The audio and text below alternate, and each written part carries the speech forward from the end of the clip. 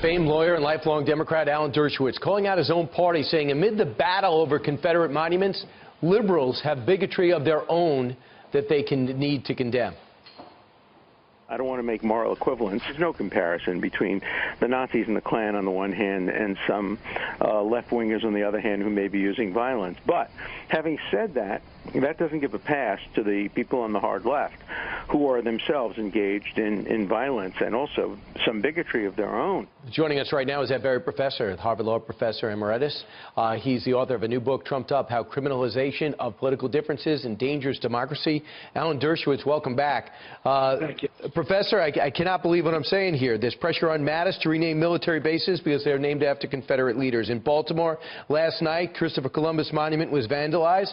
At Columbus Circle here in New York City, they're debating on whether to take that statue down that was put up in 1890. University of Texas removes Confederate statues. Duke in North Carolina could be next. I can't go through all of this. Is there a danger in this? Oh, of course there's a danger of going too far.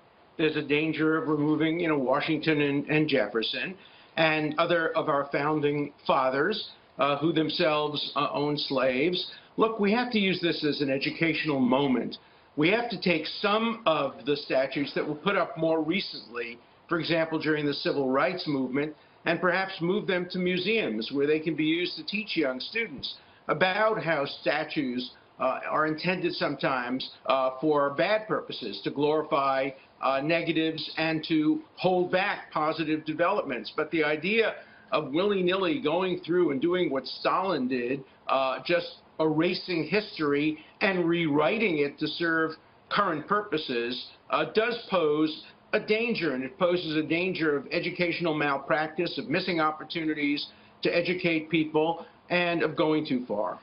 Is there also a danger of trying to put today's values on yesterday's generations? I mean, for example, Woodrow Wilson, they say, well, he was a segregationist, but he did this in Princeton. We'll take it down. 200-plus years ago, I think 12 of our first 15 presidents had slaves. I think we can go back and forth. You can look at what General Lee did.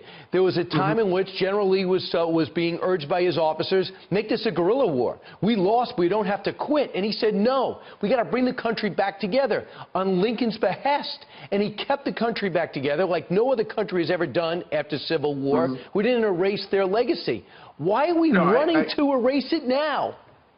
Well, not only that, but I think the implications are it's only that legacy that is of concern. Remember that President Roosevelt, Franklin Delano Roosevelt, put 110,000 Japanese Americans into detention centers, that President Lowell of Harvard imposed anti-Jewish quotas, that discrimination against women was rampant. Once you start rewriting history of African Americans in this country, you have to start rewriting history of discrimination against many, many other groups. Look, we're both a nation of immigrants and a nation of discrimination against immigrants. That's an important history for us to remember. And the other important thing is, do not glorify the violent people who are now tearing down the statues. Many of these people, not all of them, many of these people are trying to tear down America. Antifa is a radical, anti-American, anti-free market, communist, socialist, hard left, censorial organization that tries to stop speakers on campuses from speaking. They use violence, and just because they're opposed to fascism and to some of these monuments shouldn't make them heroes of the liberals. There's only one point that I want to correct you on. You talked about liberal bigotry. I was talking about radical hard left bigotry. I'm a liberal, and I think it's the obligation of liberals to speak out against the hard left radicals, just like it's the obligation of conservatives to speak out against the extremism of the hard right. And one of the reasons I was critical of President Trump when he suggested a moral equivalence, he didn't quite say it, was that he has a special obligation to condemn organizations that speak in his name.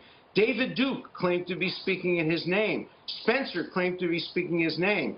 The radical left doesn't claim to be speaking in his name. So left liberals should be attacking the hard left, and centrist conservatives should be attacking the extremists on the hard right. And I hope he does that tonight. It'll be good. I never expect him to put 3 minutes of the 25-minute speech in a military address last night. Maybe he'll do that tonight and just make it abundantly clear, at least make his critics who line up every day, make them struggle to find something to shoot at him with. Alan Dershowitz, always appreciate your perspective. Thank you. And someday I'm going to find out how nice that attic is.